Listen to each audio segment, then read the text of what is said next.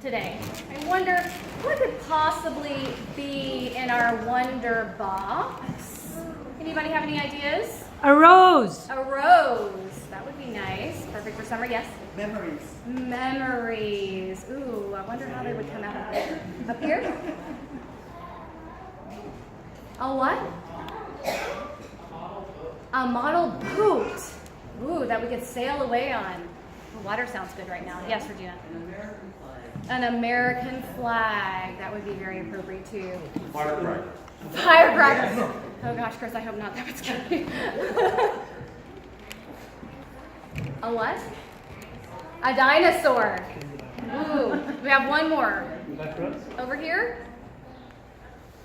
A fish. A fish. Well, who would like to come and see what is in our Wonder Box today? I can tell you it's a very special item. Who would like to come and see what's in our Wonder Box? Anybody like to come see? Are we feeling shy this morning? Do I see a hand? Over here? Yes, you'd like to come and see what's in the Wonder Box?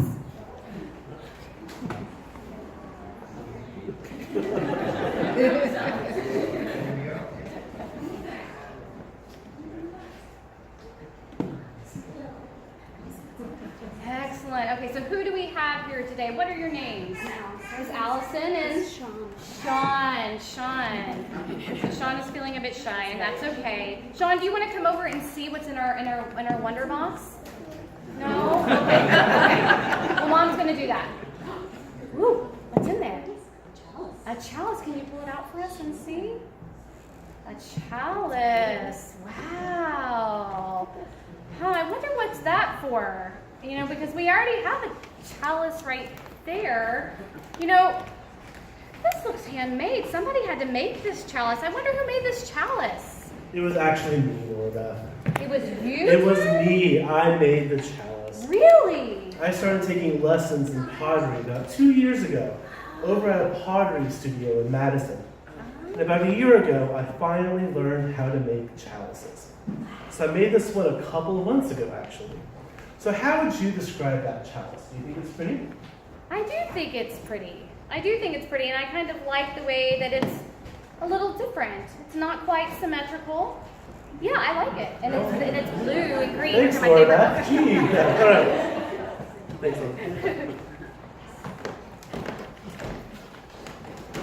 So this chalice might look pretty. I have a picture so you can see it.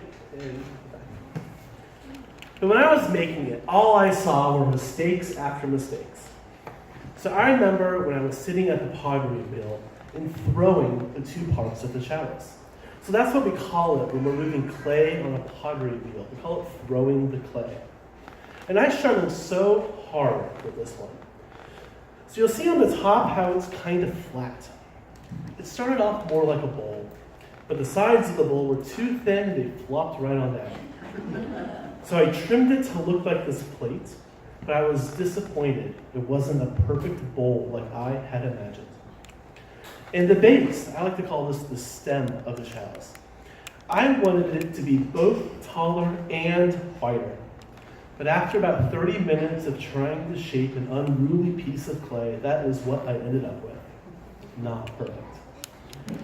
And when the two pieces of clay were dry, I could combine them into one piece. And when I looked at it, I sighed, because the proportions are all off.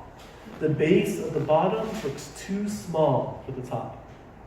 And there's even a big hole right in the bottom. And the top's not perfectly level. As Laura Beth pointed out, it's not so symmetrical. I could go on and on. It's just not perfect. It's not my best. And then finally, the glaze. Now, I was hoping that the glaze on here would turn out like one I had glazed a month prior. That one, the better chalice. I was hoping it would be green and brown like this one. I used the same glazes, the same technique, the same process, but nope, the glaze didn't turn out like I had hoped. Again, not perfect. So then I paused to look at the chalice for what it was. Not what I imagined it to be, but what it was, but looked at what it actually was. And I realized that even though it was imperfect, it was pretty darn beautiful. The pattern the glaze made on the top was something I had never seen before, and it took my breath away. But there's one main lesson that pottery has taught me, is that I can't be attached to the final outcome. Because along the way, there will be mistakes and imperfections, and the glazes will always turn out just a little bit differently than you had hoped. If you go in with expectations of perfection, you will end up being disappointed. Now, this was a hard lesson for me to learn, because I've always tried to be as perfect as I could be. But once I started giving up being attached to perfection, I realized I could see the beauty in all of these different imperfections. So, all throughout my lessons, my pottery teacher, Melanie, would keep calling them artistic features when I would call them mistakes. I would get frustrated and angry with myself over making visible mistakes. And then she would talk about how I was adding features that would draw the eye towards the piece. I thought she was just lying to me to make me feel better, but it took me a couple of years and I finally understand what she means. Those imperfections are what people notice as being beautiful. So can you think of a time when you knew something wasn't perfect, but people loved it anyway? I wonder if even though we know something isn't perfect, if we can still appreciate it for being good. And would you help me remember that even if something doesn't end up being perfect, it can still end up being beautiful? Thank you. So I'd like to invite our teachers and the I learned so many life-changing lessons in those science classes. In fact, a good portion of my personal spirituality is rooted in the sciences, especially physics and geology. One of the early lessons I learned in my first geology course changed how I see myself. And it's how minerals get their color. The answer surprised me then, and it gives me hope today, because it's the flaws, the impurities. Impurities are what make rubies red. Impurities are what make emeralds green. And flaws are what make each of us beautiful too. The illusion of perfection is just that, an illusion. It's a goal that's unattainable, soul-crushing, and scientifically wrong. Because if all gems were perfect, there would be no rubies, no emeralds, no color in the universe. We need to embrace our own flaws like we embrace precious gems. So no one looks at an emerald and thinks, if only that flaw weren't there, those emeralds would be their true color. We look at emeralds and appreciate how beautiful they are for what they are. Beautiful green gemstones. When we look at ourselves in the mirror, we only notice the flaws. The gray hair, the pimples, the awkward nose, the chubby cheeks. But when others look at us, they see the emerald and not the flaws that cause its very beauty. You are an emerald. You are a ruby. So I invite you to please close your eyes and repeat quietly after me. I am an emerald. I am a ruby. My imperfections are what make me beautiful. Never think that the flaws take away from your beauty, from who you truly are. They are what make you beautiful. So I invite you to spend a minute in silence, thinking about what your imperfections are that make you beautiful like an emerald.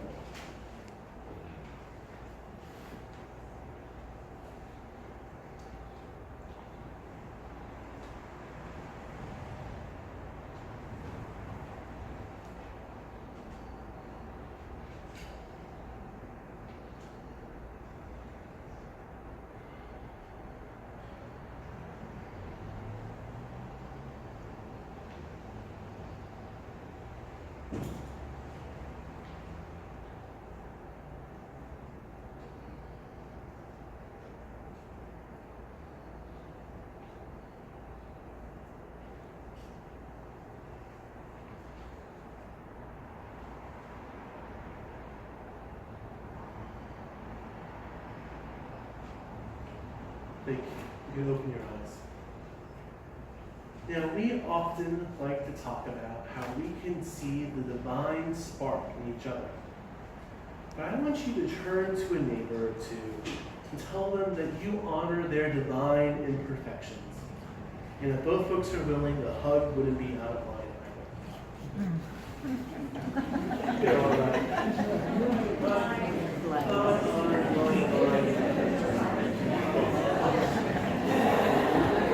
I got you.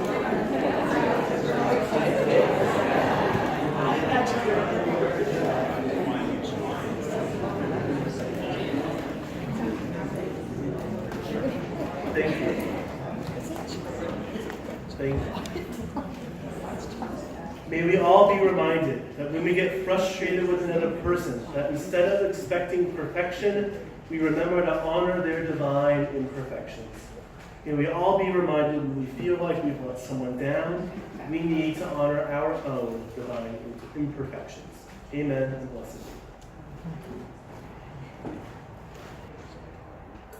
Molly Powell was a bright, funny, and very smart 6-year-old student at Sycamore Elementary School in Nederland, Texas. And she was my nemesis.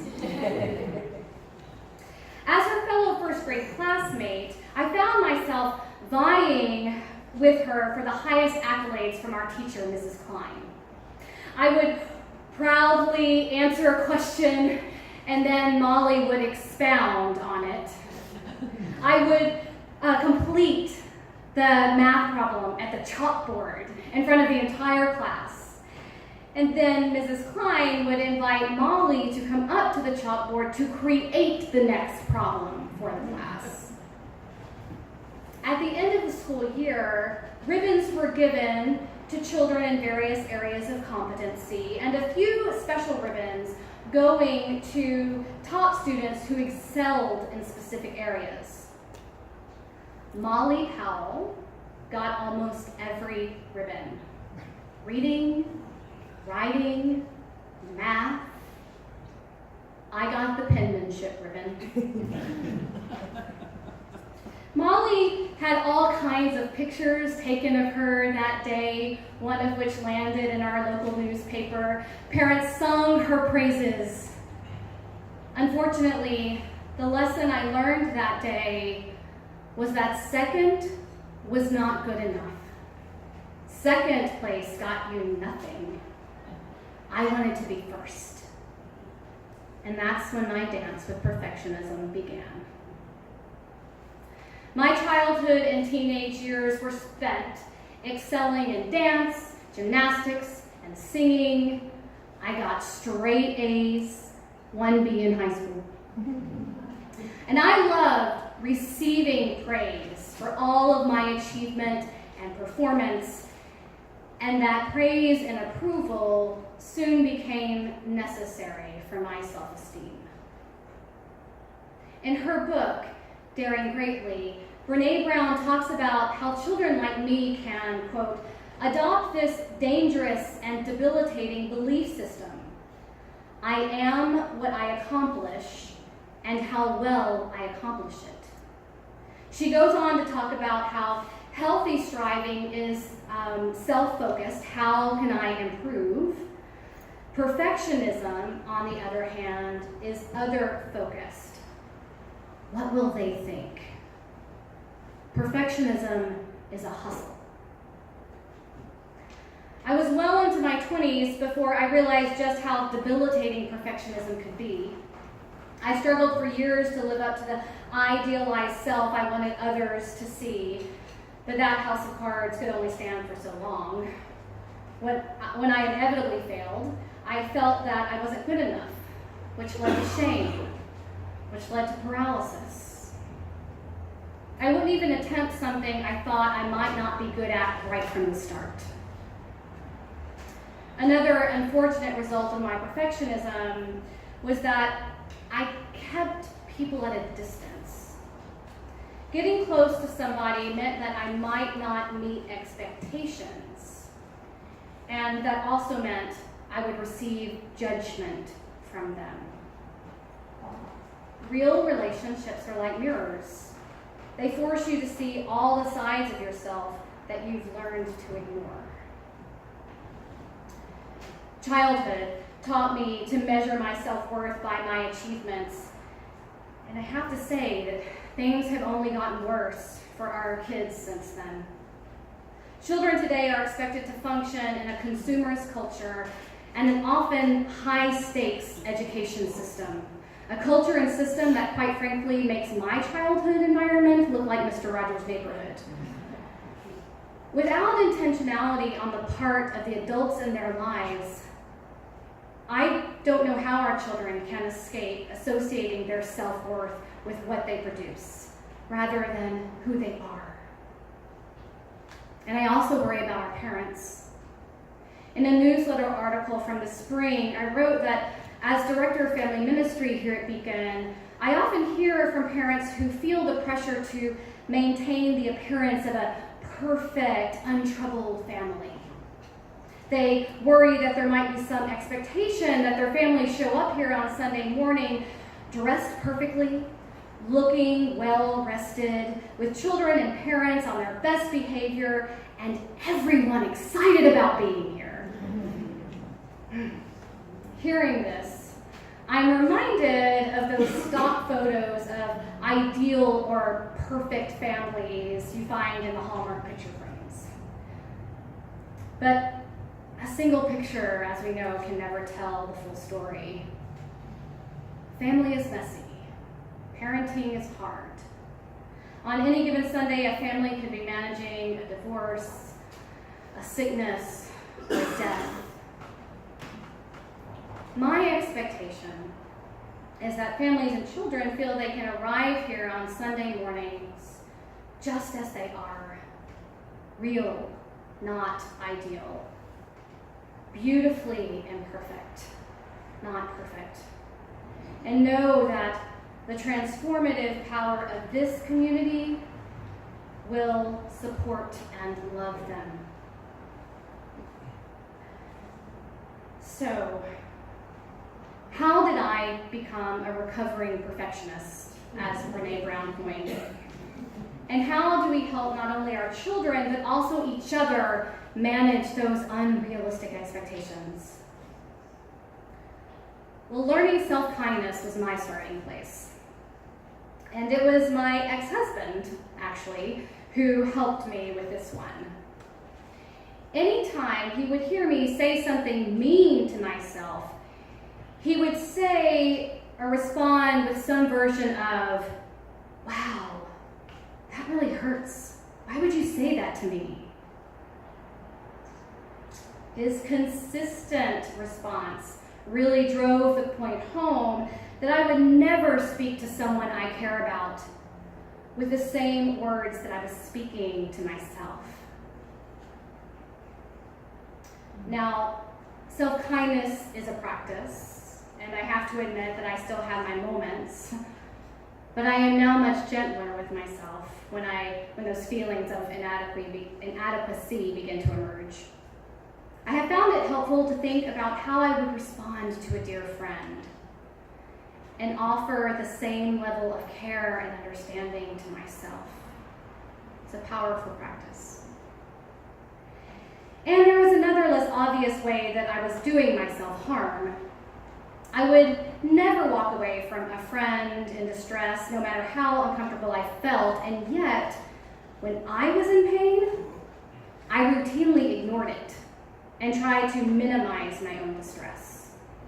So, in addition to self-kindness, I applied my spiritual practice, yoga, meditation, mindfulness, as a tool for helping me learn to sit with pain and discomfort. Realizing I could experience difficult emotions, I was no longer afraid of them. Allowing ourselves, and especially our children, to move through challenging emotions affirms self-worth.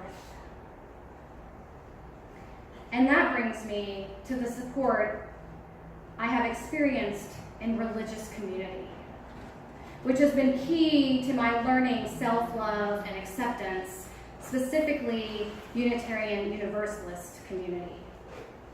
As UUs, we affirm the inherent worth of each person. And the love I have been shown in this faith has been nothing less than transformative. When I show up as my authentic, imperfect self, I experience joy that was otherwise unavailable to me. And like Tugaleva suggests, I affirm that it's okay to take on and take in all the flavors and hues of human experience, and not just the ones that are acceptable in this culture, in this time, in this place. And that kind of acceptance, that kind of love, that's the kind of love that creates miracles. That's the kind of love I really need. That's the kind of love that makes approval taste like cardboard. So here I stand before you, proud to serve a community whose mission of radical inclusion lifts up acceptance over approval. I'd like to think that had 6-year-old Laura Beth Brown been a part of this loving community, she would have known her worth without needing to best Molly Powell. Acknowledging that we can never be perfect, may we at Beacon embrace those imperfections and learn to sit with our discomfort, striving to ensure that whoever walks through our doors, be they member or stranger, feels welcomed, accepted, and loved.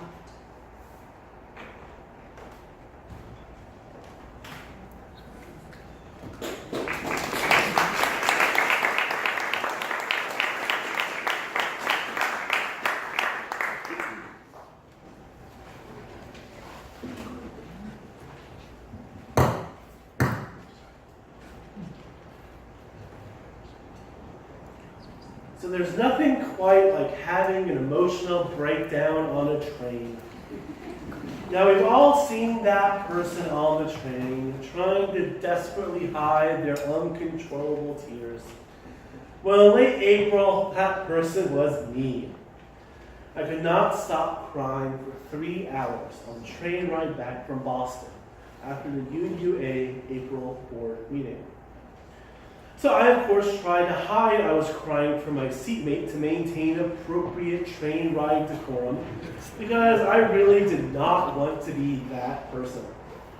So what caused this unexpected breakdown? So it said this was just after the April in-person UUA board meeting. I am proud to serve as a UUA trustee, but it has not been easy since late March, when the controversy over hiring practices erupted that led to the first ever resignation of a UUA president, which sparked a national discussion about a culture of white supremacy in our association and in our faith. And as a UUA trustee, I was one of the oh so lucky few that was really at the epicenter of this controversy and tasked with helping to fix it. So since April, being a UUA trustee has been maybe a 20 to 40 hour a week job. Before April, it was maybe 5. It has not been easy. It's been one of the most stressful periods in my life. And it's forced me to grow rapidly, almost like a spiritual puberty on hyperdrive.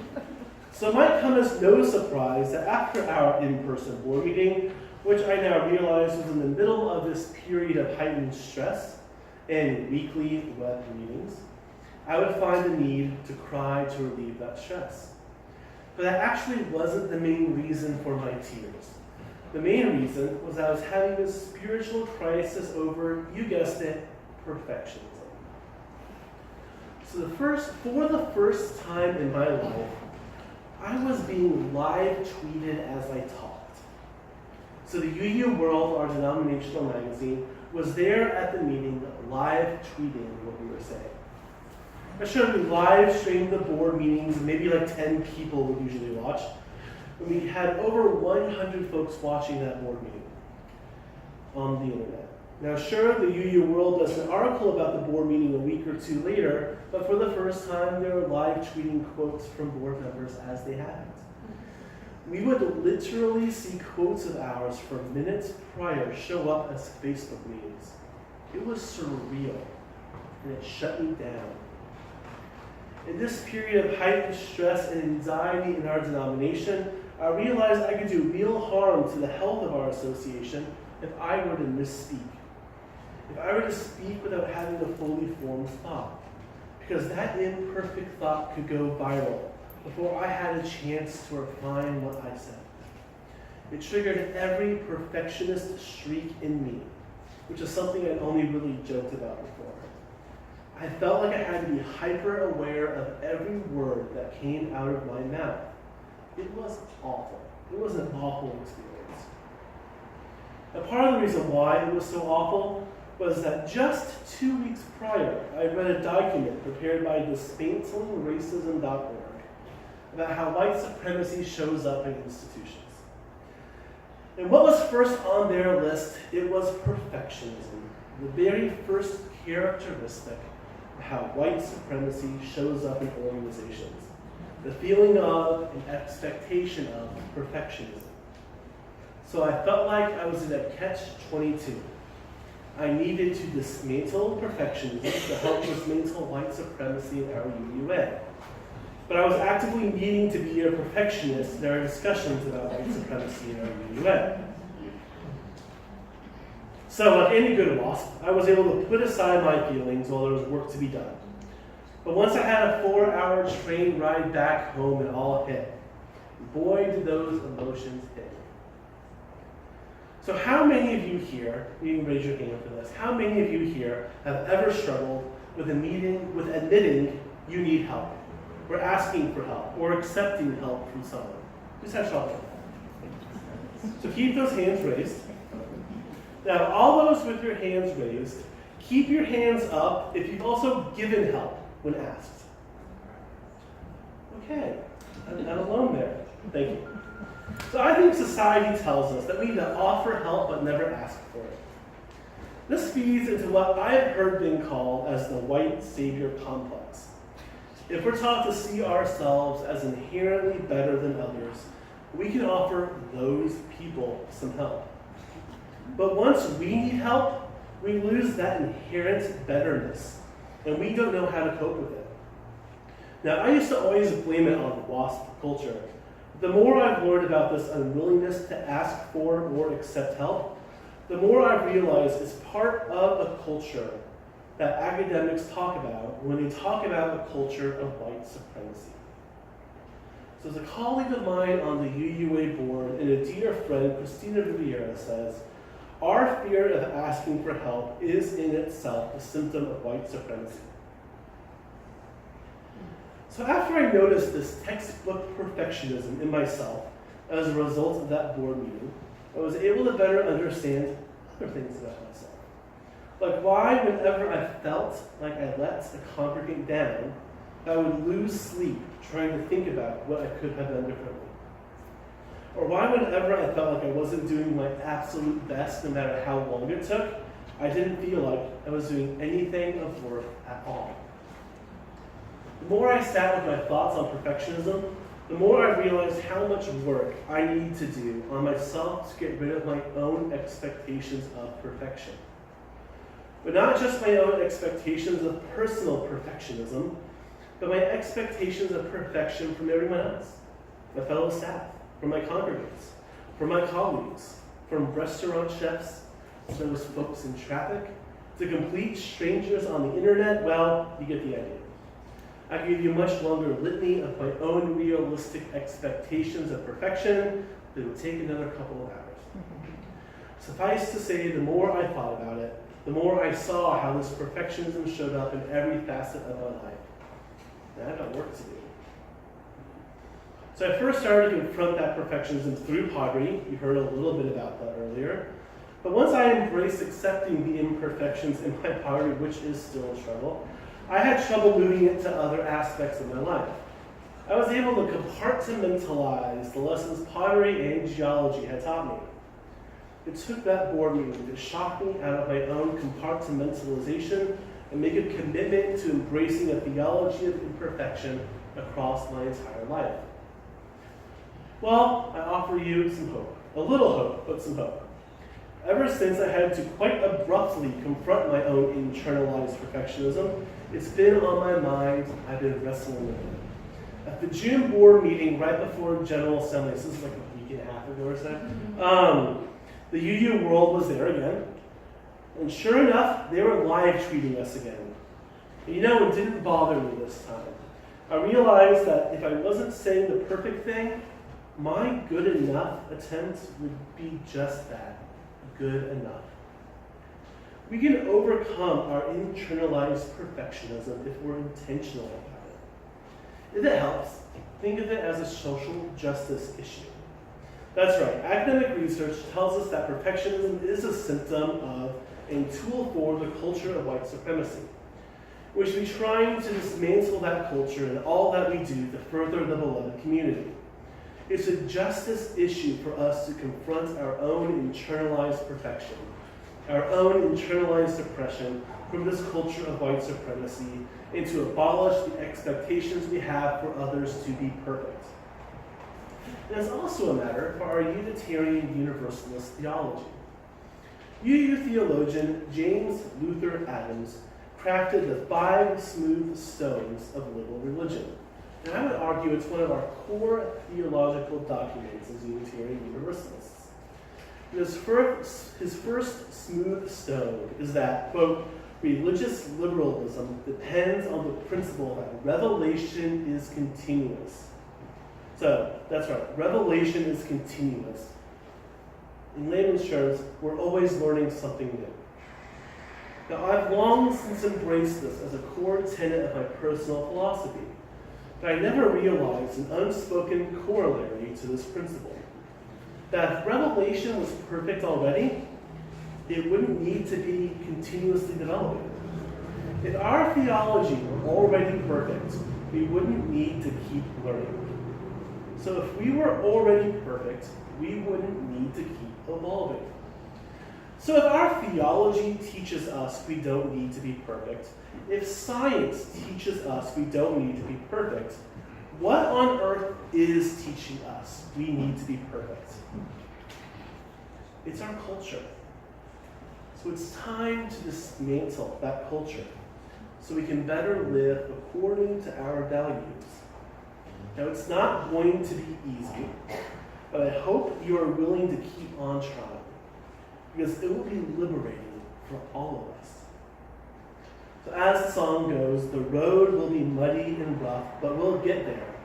Heaven knows how we will get there, but we know we will. We have to remember to lean on each other, rely on each other to embrace our imperfections. We aren't in this fight alone. May we all work toward dismantling the culture that teaches us we aren't good enough and demands perfection. Amen.